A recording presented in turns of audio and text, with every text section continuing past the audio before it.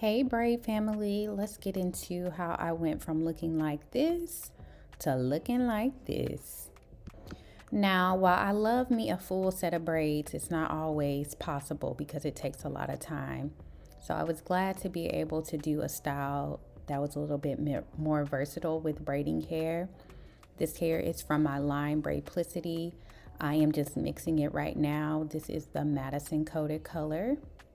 So this is what you see me doing. The mix of this color is also on my channel. I will link it below, but it's more, actually, no, I'm sorry. This is not Madison coated. This is Tiffany Black. So it is a mix of color 2, 4, 27, and 30. They're equal parts of 2 and 4, and it's more than the 27 and the 30, if that makes sense. So you're going to go in and mix that, blend that color up. I will also link the video on how you can get this exact color.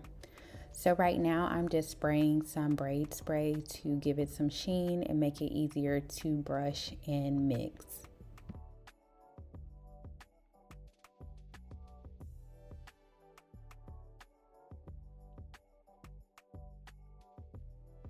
So this is how the color should look when you're done, and then I'm going to show you how it looks with the human hair. Now what's funny, y'all, is that in the end I didn't even want these curls. I felt like it was doing too much for the style, but you will see in the end, if you like the curl, you can definitely keep them. So to start this style, I'm doing 4 ponytails. So I'm going to do a ponytail right here where I'm showing you. I'm going to do it on the other side of my head, and then I will do one in the back that matches the same kind of pattern in the front. So altogether there will be 4 ponytails. I just used some of my braiding gel to slick down the ponytails, and then we were on for the races. So this part takes a little bit of time. I did straighten my hair off camera. So what I'm doing right now is just putting it in a ponytail. And I will tell you the best way to get a sleek ponytail. It's going to take time. There's no way around it if your hair is as thick as mine. So what I do first is just put it in a messy ponytail. Like, of course I take my time, but I know it's not super slick at that point. So then after I put it in the ponytail, then I'm gonna go put the gel on and begin to just brush all the hair in the direction that I want it to be in. And from there, I'm going to take it out of the ponytail holder and then begin to brush and use a rat tail comb to like slick it up. So you can go through this process as many times as it takes for you to get all the lumps and the bumps out of your hair. I feel like I always get a lump right in the back behind the ponytail holder. So I took this out probably 3 or 4 times to get it super slick. Now I'm gonna go in after the gel and use the yellow freeze spray. When you use the freeze spray, you want to be pretty close to having it straight because the freeze spray is going to really lock in your hair. So you don't want to be doing too much moving. Like, it needs to be pretty solid at that point.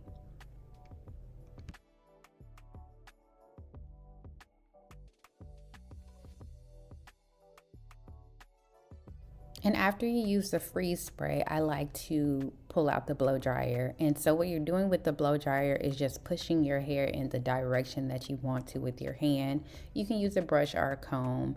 I'm just using my hand and moving my hand up to the place that I want to mold my hair. So you're just going to do that all around your head until you get this ponytail looking the way that you want to.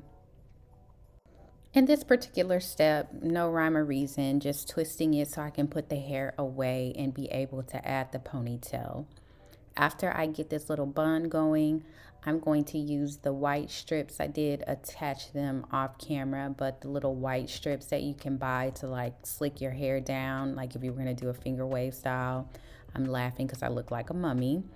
But then I'm also going to use the blow dryer because my goal is just to get my hair as dry as I can. Because I'm putting gel and like freeze spray, I don't want to leave it wet because then it might do too much curling up.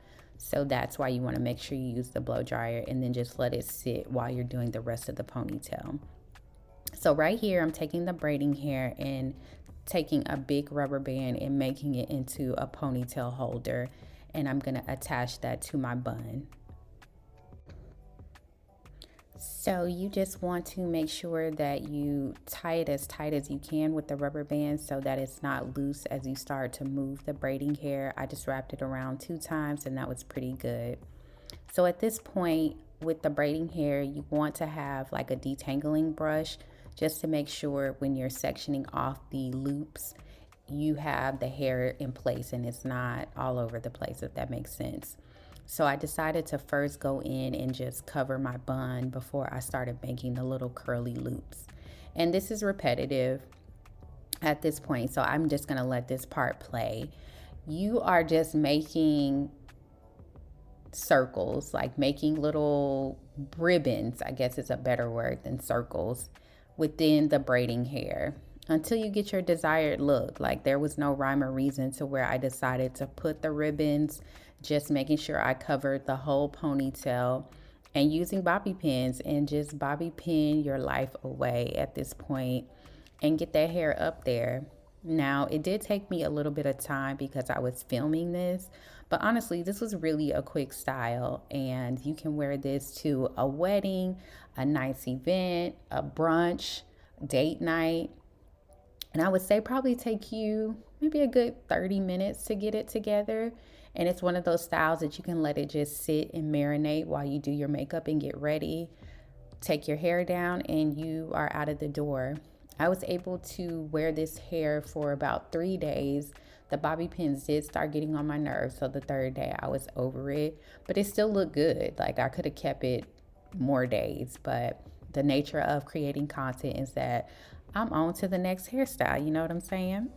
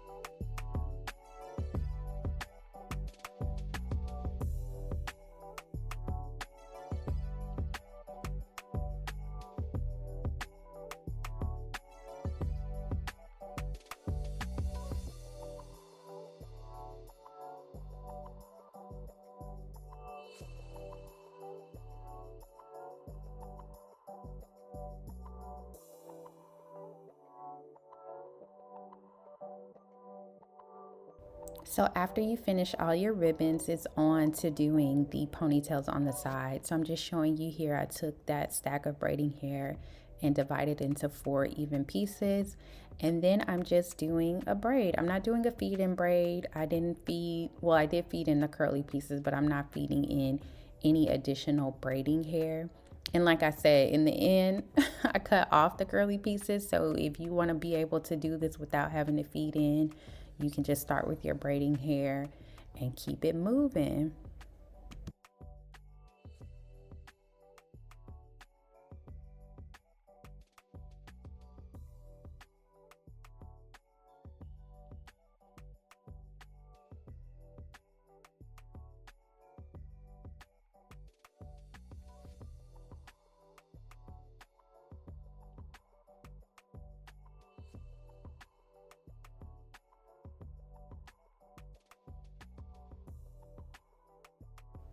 I just wanted to show you here how I close out the braid, just in case you were wondering.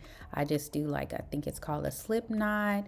And if you have any nail glue, you can also add that just to keep the knot in place. And then after that, I went in to butterfly the braid just to give it almost like that messy crowned effect, you know. I don't know how else to describe it, but I feel like it just add a little kiss to the hairstyle. And then I just pinned it across to the other side, and I'm going to do that with all 4 braids. I'm just pinning them to the opposite side.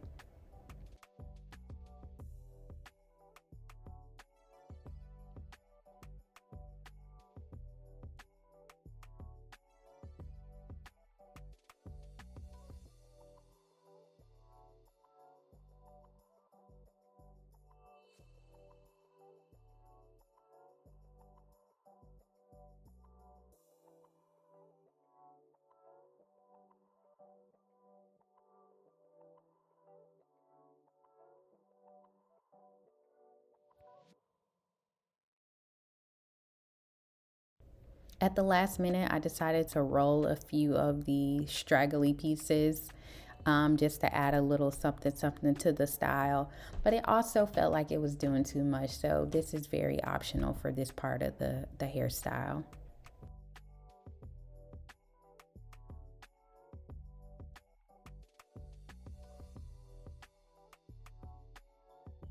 So this is how it looked before I cut off any of the curly hair. And you see it's just kind of like, it's taken away from the braids, I feel like. So I will show you in the next slide how it looks in the end, how I actually wore it. And that's it, folks. I hope you enjoyed this tutorial and you were able to learn something, that we don't always have to use braiding hair just for a full set of braids. We can play with it and give ourselves a different look, a different little pop. And I will see you guys in the next video. I truly appreciate anyone who watches, and especially if you watch to the end. Love you guys, and I'll see you in the next one.